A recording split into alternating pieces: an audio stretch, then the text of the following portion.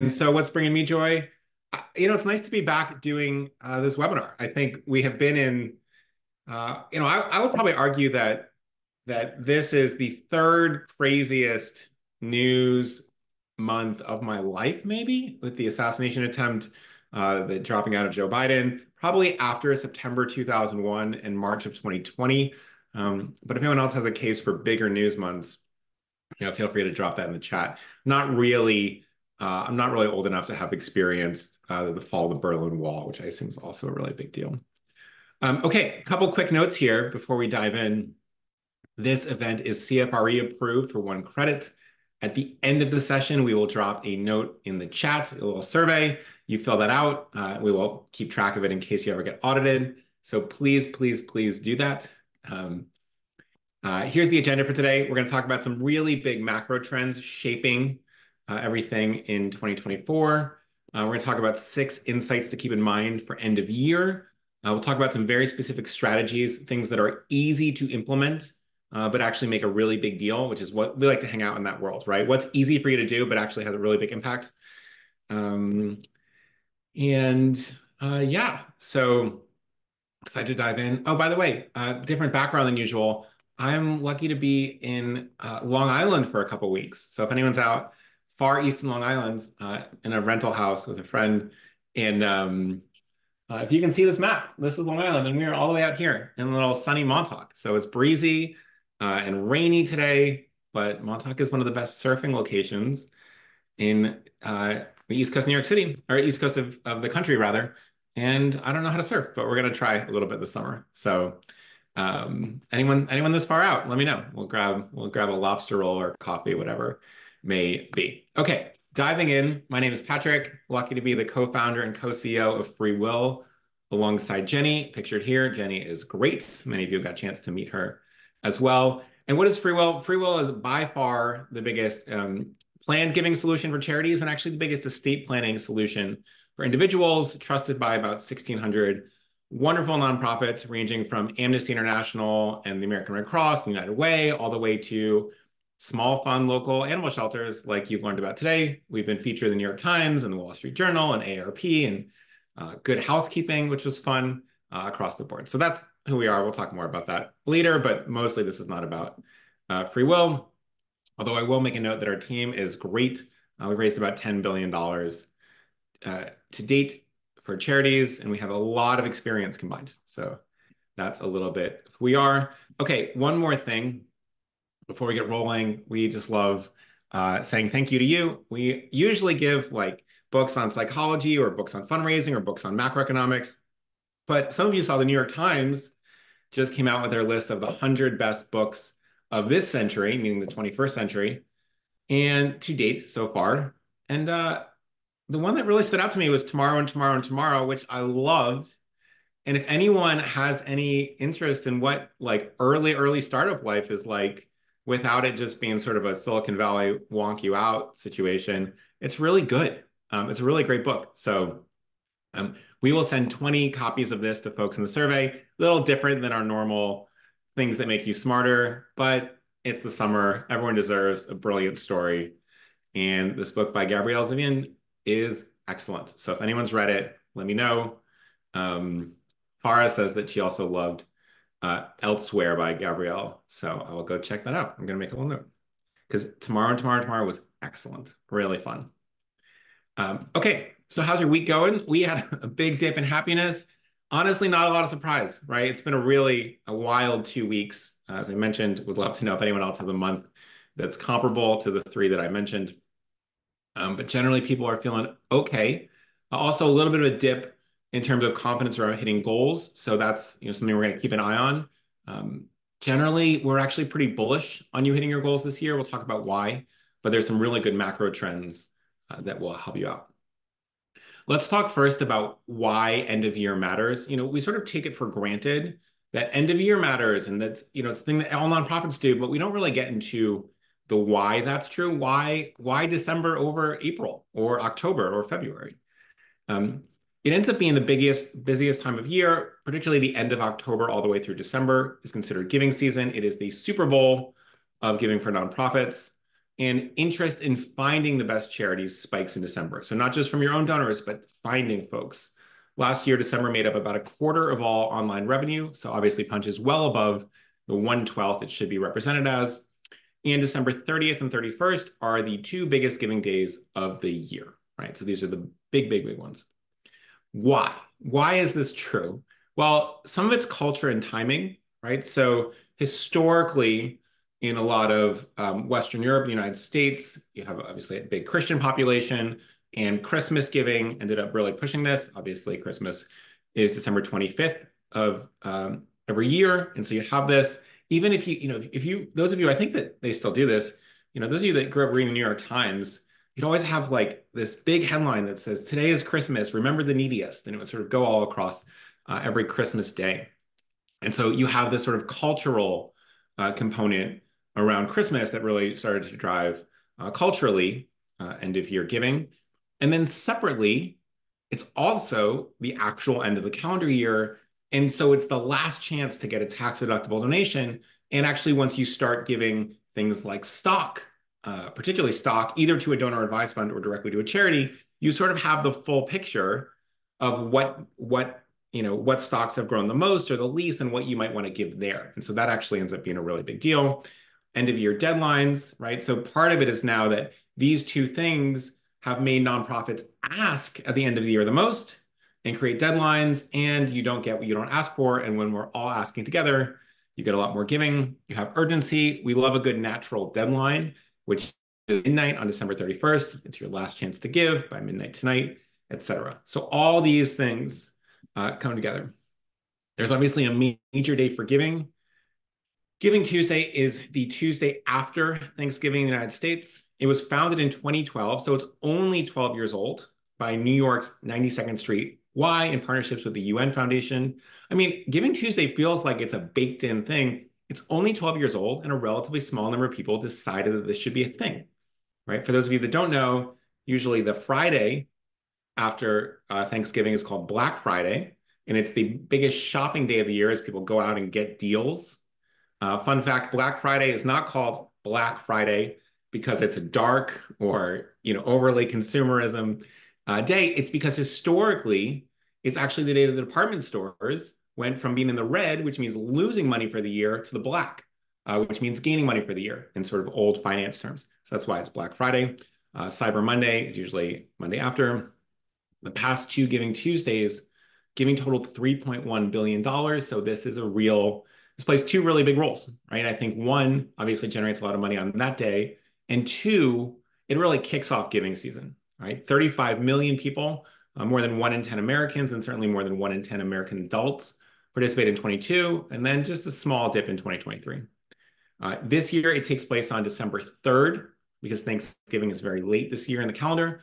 So Giving Tuesday officially in December, kicking off 28 days of intense giving at end of year.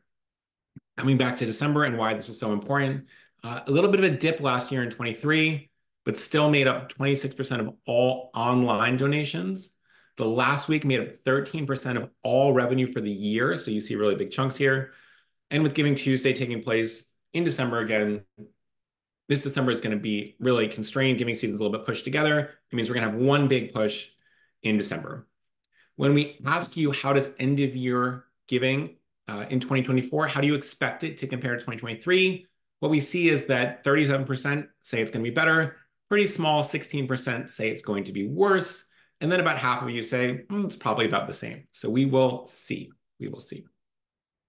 Biggest fundraising goals for the year. Obviously, people are thinking about dollars raised, no surprise there, but a lot of interest in donor engagement and donor retention, some small interest in new donors, and some small interest in diversifying fundraising channels, which is always a good idea. So let's talk about some macro trends of 2024, right? Let's just, before we sort of talk about end of year, we have to sort of set it in context. And why is this 2024? Why is this year, this giving season different than last year or the year before, or even different than next year? And there are a couple of big things that are happening. One is we're in a really good economy, right? There's sort of this view of what we call a vibe session, which means it's like a recession in vibes. People think the economy is worse than it actually is. But unemployment is astonishingly low, right? Historically low. When we talked a little bit about this 2 weeks ago, when we did a deep dive on the fundraising jobs of the future. So really low unemployment. These stock markets and the stock market indices that are most closely followed, S&P 500 and Dow Jones, typically two of the three, along with NASDAQ, that are most followed, have reached record level highs among 2024. Wages are increasing faster than the cost of living. That is generally a good thing for the country. One thing that you might be surprised to learn is actually inequality is lower than it was 5 or 7 years ago. And so that's promising as well. And despite high inflation, consumer spending has grown year over year. So Americans have shown a continued interest in spending money, which generally is good for the economy, not always good for your savings accounts. And economists predict slower growth during the remainder of 2024, right? But not recession. And one thing that's interesting is that slower growth may mean that the Fed is going to lower interest rates. And what do lower interest rates do? They tend to increase asset prices, particularly stock, right? So you don't have to worry about why, but generally lower interest rates increase stock market values, higher interest rates lower stock market values. And so you may see some ongoing growth of assets, although some of that is obviously baked into the prices already because this is a widely assumed interest rate lowering, right? So interesting stuff. Okay, someone asked, how is the election going to impact giving? We're going to talk about this. Those of you that follow any news at all know that we are in the thick of an unpredictable and strange and unusual and historic election. This is in the United States in particular, so apologies to those of you outside the US, but we will focus on the US in this context for a moment. There are exactly 105 days until Election Day on Tuesday, November 5th of 2024. We are more like 45 days away from the beginning of early voting. I believe North Carolina is the first state to cast any votes. You can start, I think, getting an absentee ballot there in early September. Now, what happens to nonprofits who are quote unquote aligned with either party? Now, when we say aligned, there's no formal affiliation, right, for 501c3s, but there are organizations, right? Some of you are working at more conservative organizations. Some of you work with more liberal organizations where your cause might be affiliated with the Democratic Party or the Republican Party. Your donors might be more donors to Republicans or Democrats, et cetera. So what happens here? Well, historically, nonprofits aligned with the losing party see an increase in giving after the election. Nonprofits aligned with the winning party see a decrease in giving. So how does this work, right? You've just won the election. Good for you, right? Good for your team.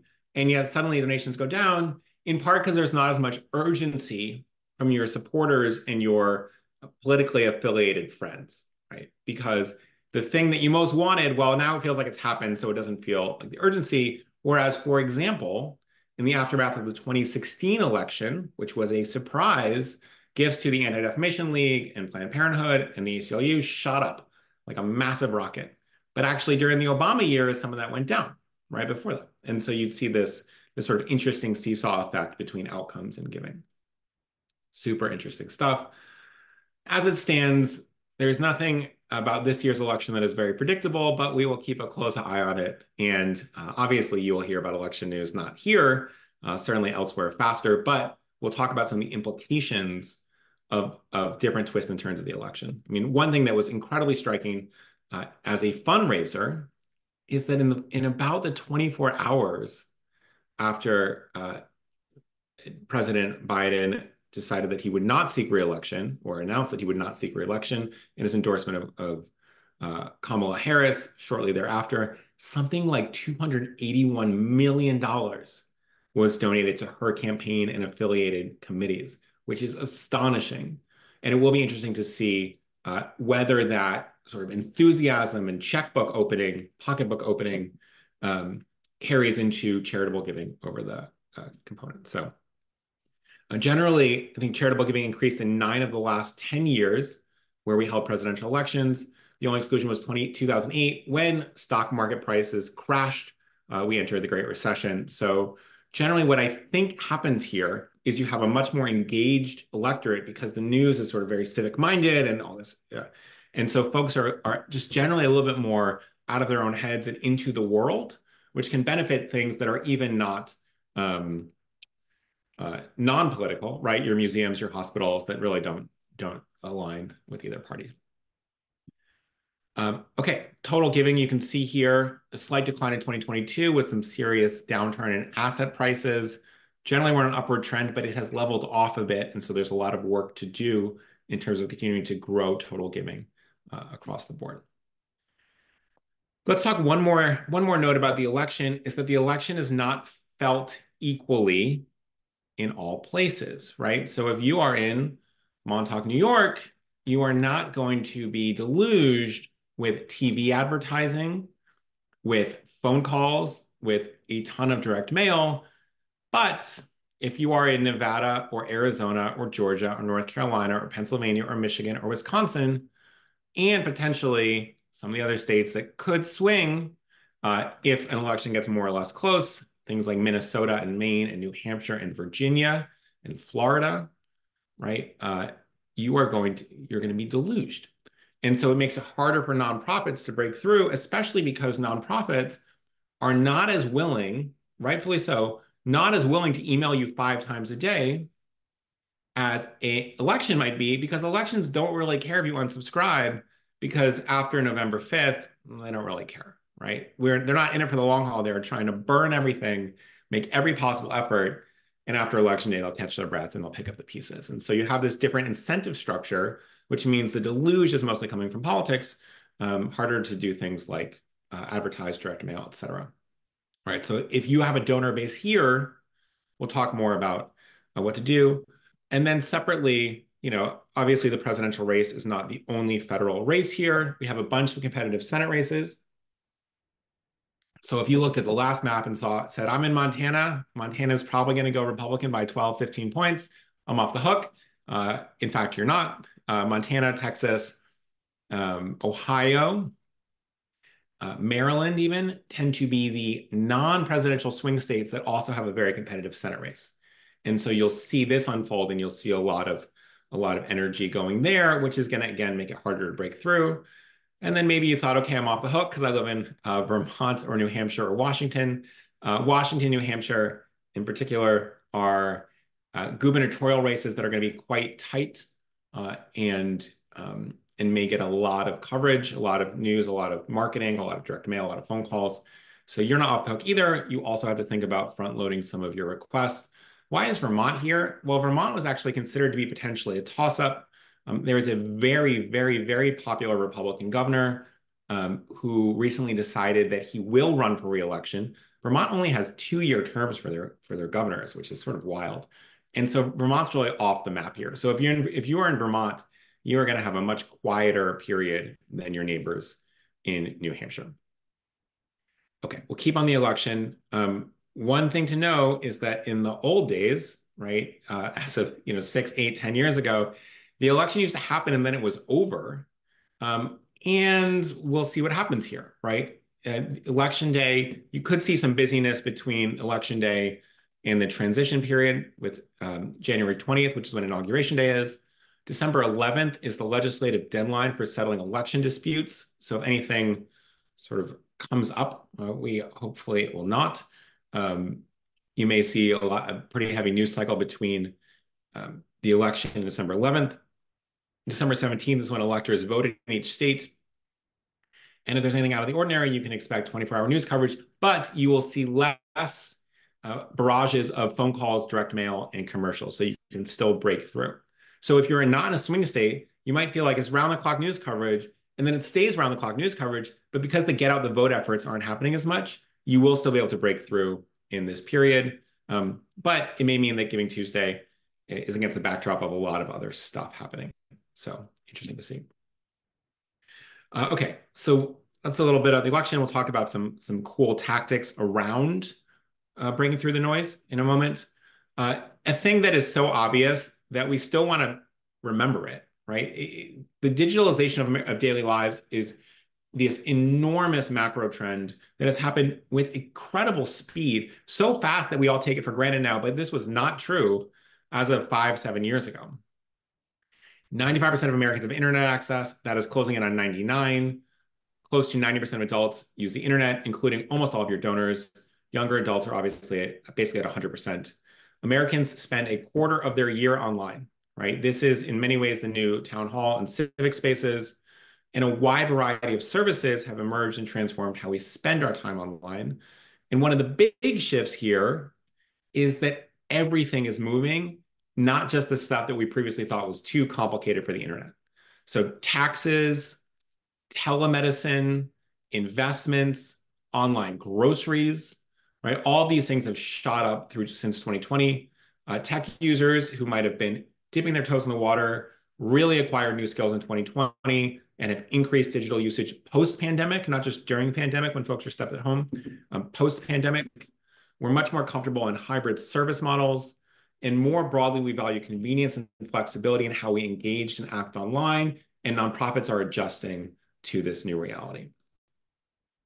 Trend 4, right? We're hopping around, but these things are all happening at the same time, and they're all converging in really interesting ways, is the aging of America continues, and about 1 in 6 people in America right now are 65 and older. 10,000 baby boomers are turning 70 every single day in the United States. The growth of adults 65 and older outpaces the growth of every other age group. And the population of Americans over 65 is expected to grow to almost 82 million by 2050 from 58 million in 2022. This is a dominant force in giving, in politics, in consumerism, in a way it just hasn't been, right? You can look here, I mean, you can see how big in that top graph, how big the population 65 and over is in 2020, and compare that to just 20 years previous. I mean, it's a huge jump. And then the bottom graph, when we look at the percentage of folks who are over 65, you can see it swings up in this really interesting way. And that by 2021, you're looking at 18% of the total population. No, this includes children.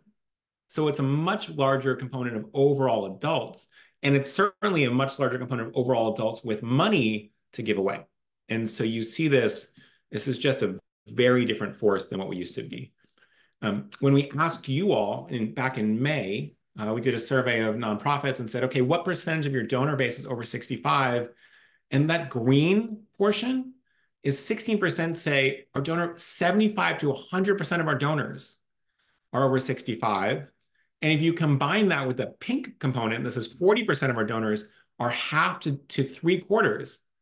I mean, you basically have this 55% of folks where more than half of their donors are over 65.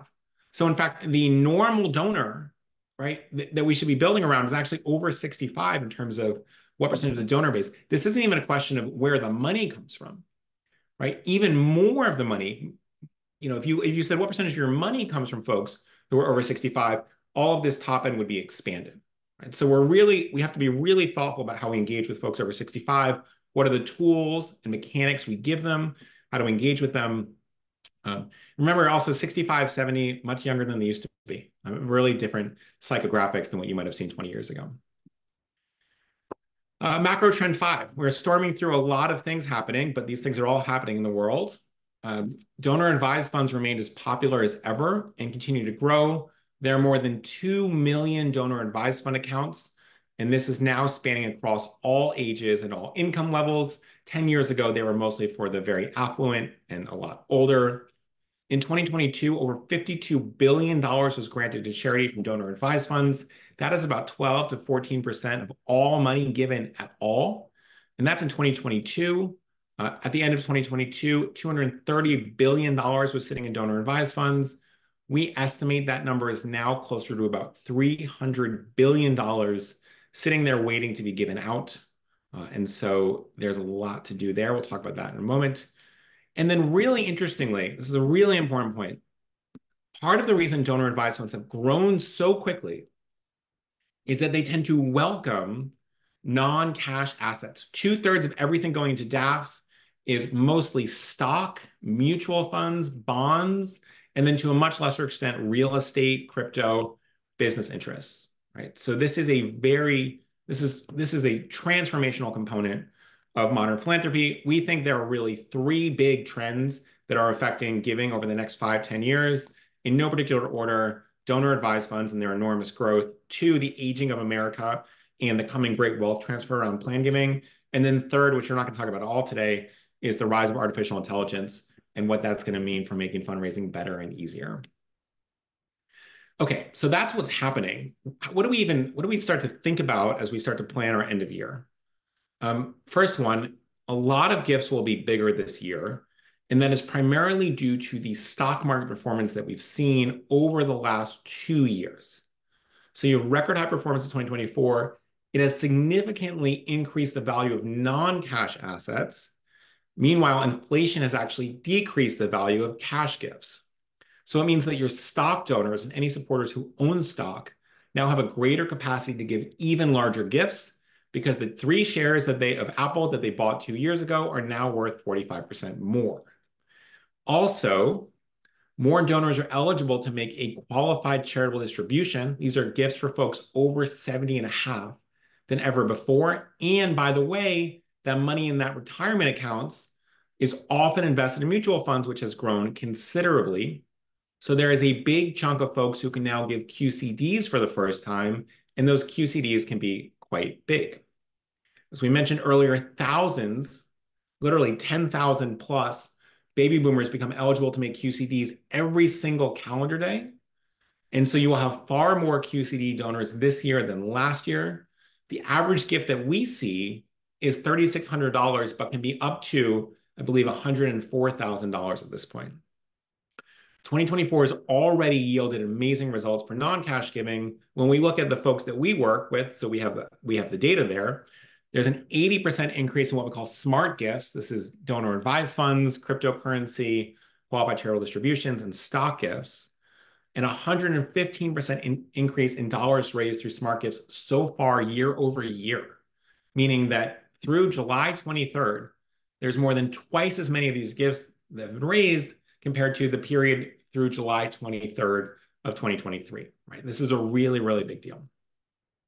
Second, as you can imagine, the election does make some impact, particularly in mental health, right? You saw that little dip in happiness in the early chart. It's no surprise that that coincided with the first 3 really big events of the election, which are the attempt on President Trump's life, the RNC convention, and then briefly followed after by President Biden dropping out. This is referred to as election stress disorder. And the work you do in your connection with donors may actually help relieve some of this, right? Having normal conversations about things that are not politics is one of the best things you can do to chill out during election periods. The APA, which I believe is the American Psychology Association, gives 2 big tips for combating election stress. 1, getting involved in issues that matter to you, and 2, staying socially connected. So you all play a really big role in both of these. When we look at this, you see the reports in 2020 and 2016.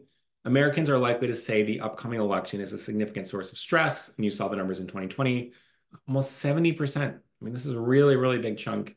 And then 52% in the 2016 election. This doesn't vary too much by party, right? Republicans are stressed, independents are stressed, Democrats are stressed. So across the board, your donors are a little bit stressed here. It also obviously brings nonstop media coverage, so it's harder to stay focused. The stress tends to keep folks on edge. And donors may choose to give to campaigns, and that will pull from their cash reserves to give you, right? I mean, many of you will have the same experience, but I probably get 5 text messages a day from candidates and PACs and other folks asking me to give politically, and I keep on subscribing and they keep coming. This means less cash for you in November and possibly in December, depending on whether the wallet is burnt out by then. So what do we do about it? One of the big things you can do to navigate election season and just the astonishing amounts of money that are going to be raised by both parties is you can focus on non-competitive giving types that are illegal to donate to political campaigns. And so what does that mean? Qualified charitable distributions. These are gifts out of your IRA. We'll talk about them in a moment. And donor advised funds, they are illegal to give to political campaigns. They can never be given there. And so they're a really good avenue to go ask for this. Stocks and crypto, in some cases, you can give it to a political campaign, but they do not have the same tax benefits. They're quite rare. People don't really ask for them. Plan gifts, which means a gift in a will or trust, almost never go to political campaigns or political parties. And so these things will break through the noise, and they won't necessarily be compared to, well, I'd love to give you $100, but I really want to give it to Kamala, or I really want to give it to the Trump campaign. So you'll see that dynamic work out. When we ask you, right, how do you think the campaign is going to affect your giving? Well, 42% say nothing, but 34% of you say it's going to have a negative effect. And then 24%, presumably more politically active organizations, believe it will affect them positively. We've already talked about this donor base of 65 plus, but we have to continue to really focus on this group. And the best way for many older donors to give, primarily folks who are over 70 and a half, will be these gifts from an IRA, right? These are often referred to as IRA charitable rollover gifts, where money is transferred directly from an IRA account to a 501c3 charity. Donors have to be 70 and a half years old to give, and then give up to $105,000 annually tax-free. That number will go up next year. It is now indexed to inflation, which is good news. Thank you, Congress, for making that happen. And a big driver behind these are what we call required minimum distributions, which are the amount the government says you have to take out every year, right? So after you're 73, government says, look, you have to take money out of your IRA and you need to pay taxes on it. The only way to avoid paying taxes is to give it to a charity. So it's a really big win. All right, third insight here. Everything we know from marketing research shows that repetition is key. And while most giving happens in the first months and final months of the year, you can start doing this early and it will pay off at year end. This is especially true for donors who are 74 and older who must take their required minimum distribution. You want to get that QCD before they take the distribution. And consistent reminders ahead of year end are key to making sure donors remember when it's time to give. Insight 4, even though donor advised funds, the money in donor advised funds has already gone in there and doesn't have the same end of year pressure as other gifts for tax reasons, they still ramp up giving at the end of the year. It really highlights the power of habitual giving, of culture, and of you asking. Money goes into and comes out of DAFs at the end of year, increases during the last quarter. And according to our 2024 DAF report and subsequent research, there was a 41% increase in DAF assets from the end of 22 to the end of 2023. I mean, just enormous jumps here. And if you do not have a serious DAF strategy, at this point, you do not have a serious fundraising strategy for end of year giving. What gift types will you focus on most in November and December? Well, everyone says, okay, we're doing cash. You also see a really big rise compared to previous years on gifts of stock, on major gifts, of gifts from donor advised funds, some on planned gifts, and IRA gifts, right? These QCDs. So you're seeing these across the board. And this is not what we focus on at all. This is what we will focus on most. And so the fact that some of these non-cash items are showing up at all is really striking. Insight 5, website traffic will peak at the end of year, as you might not be surprised to learn. Giving increases considerably. So much of online revenue comes in 2023. A big chunk comes on the very last day of the year. And traffic to your website is generally increasing year over year, but end of year is the highest traffic time for your nonprofit site. So we'll talk more about that in a second. Insight 6, just sticking with old donors for a second, the pool of QCD donors continues to grow. There's an aging population, means a greater number of retirees. There's a higher retiree to worker ratio that will increase constantly. And these IRAs are the largest pool of assets in the United States retirement market, right? So think about all of the retirement savings across the whole United States. And this is a really good pot of money for charitable giving. IRAs are 35% of all retirement assets. And the most common type of those is what's called a traditional IRA, which is an opposite of a Roth IRA. How much money? $14 trillion, right? Capital T, in IRAs. So huge sums here.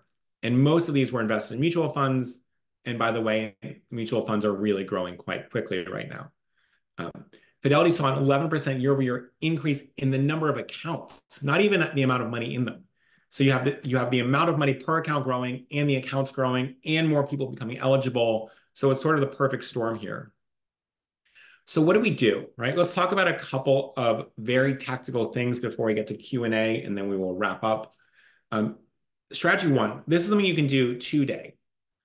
So before your end of year, go to your website as if you were a first-time donor and give yourself 60 seconds, start the timer, How do I leave a gift before I get distracted?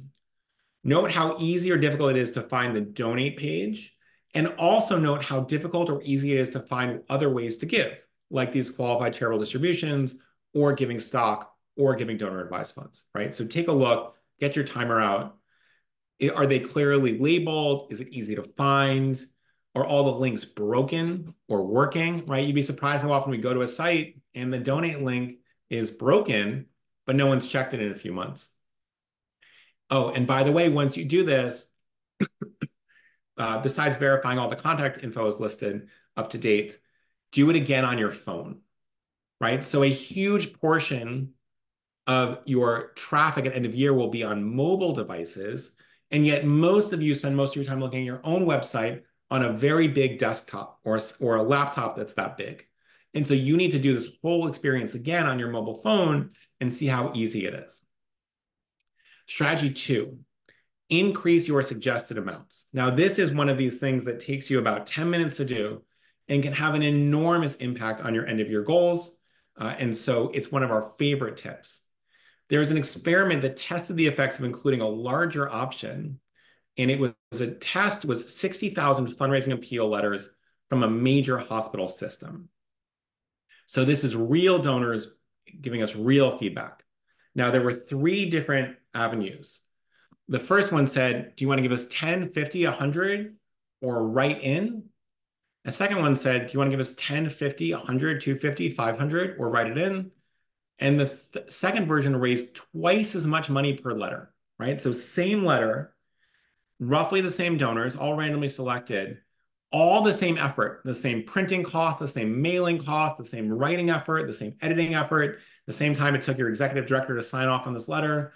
And one raised twice as much money as the other one because we allow people to anchor to higher amounts, right? These amounts signal that people like me may be giving more here.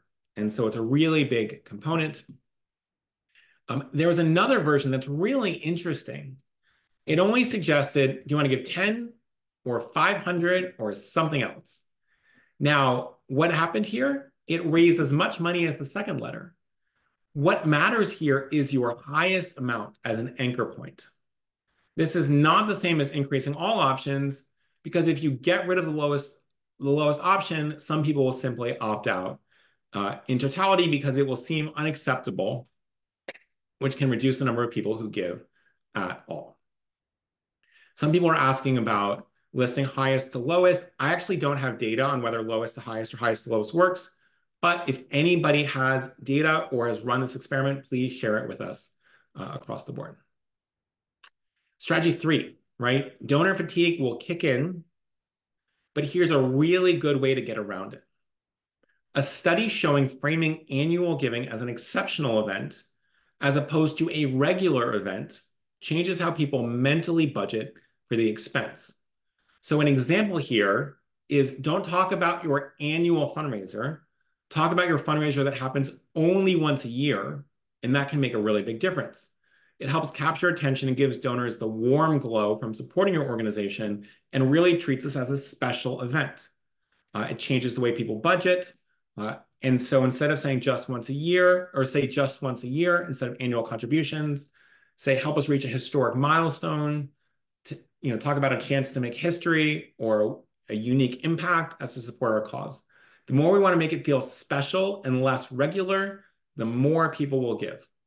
Now, I've said this before, but many of you will have been to a restaurant in the last month or two, and especially at medium and higher sort of higher cost restaurants, they will do this thing. Well, they say, oh, are we celebrating something today? And you might say no, or you might say, oh yeah, my daughter just graduated. My spouse is having a birthday. My dad's about to retire, whatever it might be. They say, oh, congratulations, like what a cool special event. And they do that, these are smart businesses. They do that because when you're in the mindset of celebrating something special, well, maybe we'll get that bottle of wine that's twice as expensive as the lowest one. Or maybe we'll get 2 desserts because we're celebrating. It's a special one-time thing. And so our mental budgeting shifts. And we need you to do that as well in your giving. Strategy 4, and I say this all the time because it's one of the most important strategies in modern fundraising. Please promote non-cash gifts at every opportunity. right? Integrating non-cash gifts options to your website is the simplest and most effective step you can take towards generating more revenue. And so we're going to do a sweep of our website, right? Whether you're promoting giving via cash or credit card, give a non-cash option. And you want to link to things like donor advised funds or stocks or crypto or real estate or QCDs in prominent position, which helps normalize this and makes other people believe accurately that this is something that other folks do. Um, Ask gift officers to include links in their email signatures or to say, ask me about how to give stock or other things that might have bigger tax savings than just giving cash, right? These are really good avenues. Strategy 5, important thing, it is a long few months, right? So we're going to treat it as a marathon and not a sprint. Do not burn yourselves out in September. It is a busy time for fundraising teams and probably a busy time for your families and your social lives as well. So, make sure that you're pacing yourselves. Things you want to do: confirm the gift and thank donors within 48 hours of the donations, certainly no later than 1 week, ideally earlier than 24 hours. The more personalized engagement you have with donors, the better. And personalized stewardship can really lead to additional opportunities for giving. It's very easy to not see the gifts that you miss out on, but they can be really abundant. And just one example of someone we were talking to last week, there was a first-time couple gave $10,000 DAF gift to their local animal shelter. Now, that's a lot to be celebrated. And it might be easy to say, wow, thank you so much. Really appreciate it. But following the gift, the development officer immediately thanked them and arranged a tour of the facility hosted by the executive director and themselves, right? Meaning the development officer. The couple was so impressed by the visit that they joined the shelter's legacy society by adding the shelter to their will. And then shortly after, they also gave an additional five-figure DAF gift to the shelter. So, the folks who are going to give you the most are the folks who have already given you the most, and you can go ahead and support those folks. But it's just one story of how this can turn into a six-figure gift, meaning the planned gift plus the additional DAF gift in a very short amount of time.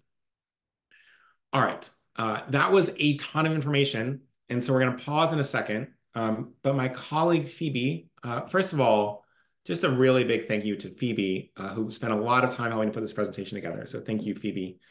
Big shout out to you. She's just dropped in the chat our survey link. So if you can go ahead and click that now. One of the first things to do is, if you're interested, just make a note that you want one of the best books of the last 24 years. Really enjoyable view on growing up, of coming of age, of startup life. Really interesting insight into video games, which I know very little about. But great book. Also a love, sort of a friendship love story situation that is quite good. So great beach read. If you want it, make a note in the survey. Please include your address so we can send it to you. So we'll go there.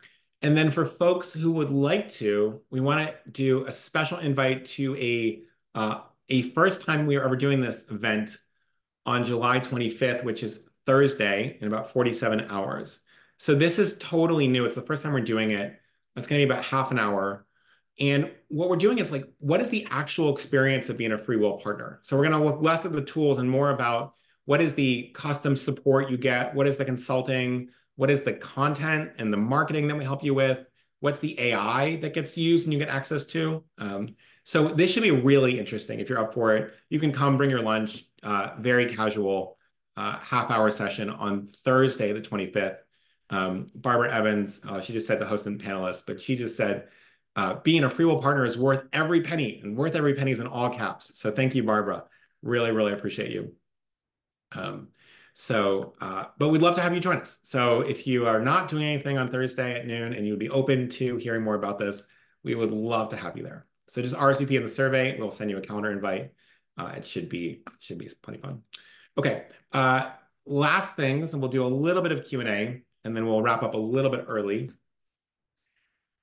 In 2 weeks, again, so August 6th at noon Eastern, we are going to do a session on engaging millennials and Gen Z, particularly around end-of-year giving, right? So we'll go deeper on end-of-year giving and deeper on these two generations.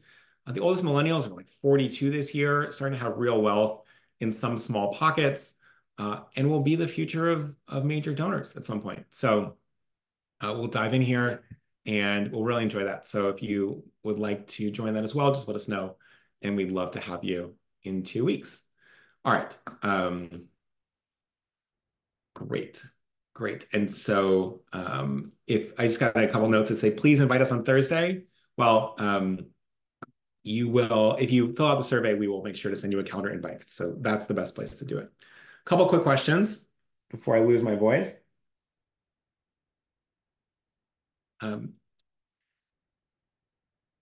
Good questions. Let's see. There's an anonymous question. What about the new laws in regards to donor advised funds? How will that affect charitable organizations? Well, just to be extra clear, there have been no new laws passed over the last 2 years on donor advised funds. There is some stuff that is being speculated about in Congress, and that hasn't passed. And as you can imagine, people in Congress are right now having a very busy time of things. And so we would not expect movement on that before the end of this calendar year. If anything changes, we will bring you the updates. So do not stress about that.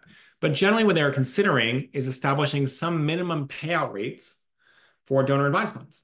Now, those of you that know private foundations well know that private foundations must give away 5% of their assets every year, or else they will lose a bunch of privileged tax status. Now, there are no such minimum regulations, minimum payout regulations with donor advised funds, but payout rates among donor advised funds tend to be actually much higher than payout rates among foundations. And in fact, we're probably closing in on a point where payouts from donor advised funds every year surpass payouts of major foundations, including things like the Tides Foundation, the Gates Foundation. So really big element. I would not expect that to play a very big role. Now, there's a much wonkier answer, which is there's some risk or some chance that it minimizes or it prohibits financial advisors from getting any benefit at all from opening a donor advised fund. Right now, if you are a financial advisor and you help your client open up a donor advised fund, then you manage all the stocks within the donor advised fund, you may be eligible for a very small management fee, which honestly, my personal opinion, not speaking for FreeWill or anybody else, is not crazy because it really incentivizes financial advisors to help open these, and they're in charge of all the assets. And so when they're moving, when they're helping donors move a bunch of money that otherwise probably wouldn't go directly to charity into donor advised funds and give it out. But there are some mixed opinions there. And so that's just one man's take. Mary says, are there any suggestions on how to encourage donors to give more from their DAFs since they're not required and they can just let it sit in their account? Well, they can let it sit in their account, but remember, they can't ever get that money back. You can't use a DAF to go buy a yacht, right? That money is just sitting there. And I think the biggest mistake that people make is they do not ask. And so our biggest suggestion is every time you send out a fundraising letter, a fundraising email, a fundraising text, remind people they can give from their donor advised funds. And by the way, they can give other non-cash assets. But sometimes charities get mad that these DAFs aren't getting emptied, but they're also not doing any asking. And remember that donor advised funds are very new to all of us, including our donors. And so there's no learned behavior here. So you have to ask for donor advised fund grants, and you'll be surprised at how successful that is when you actually do it. All right. Ceci says, do you find that emphasizing Giving Tuesday depresses end-of-year giving? We have seen no evidence for that to be true. In fact, the evidence we have seen is that talking about giving earlier ends up increasing giving across the board. So good questions.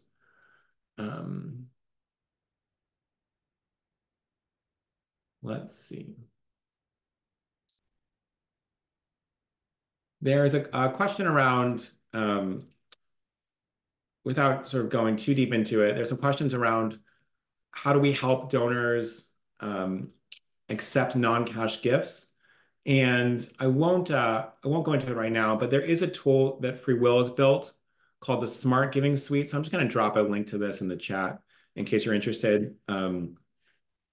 It should be in the chat now. And so you can always click that now to go read more about it, and you can always get a demo if that's something that's interesting to you. So feel free to check that out as well. All right, we are about 5 minutes to go, so I think we're going to pause here just so we get a chance to say thank you to everybody for joining. A big thank you to my colleague Phoebe in particular, who put a ton of work, including over the weekend, as you can imagine. Some of the stuff around the elections is constantly evolving. But because she and the rest of the team really care about helping you have a great end of year and building the set of knowledge to help you have a great career. Obviously, this is not the last end of year for your charity or for yourself in most cases. And so we just want to make sure that you continue to be more successful than you were last week, a little bit smarter than you were last week, and continue to grow. So really big thank you for everybody. Thank you again to Phoebe. Thanks for folks who joined, some of you early, some of you very late, depending on where you are in the world, and that just means a lot. So always happy to do this. We'd love to see you all on Thursday. Make a note in the survey to join that. But we'll give you a little bit of behind the scenes Willy Wonka style tour of all the things that make FreeWill work and how we support partners. So come join us there. Until then, have a great week, a great weekend, and hopefully you all are having a wonderful summer.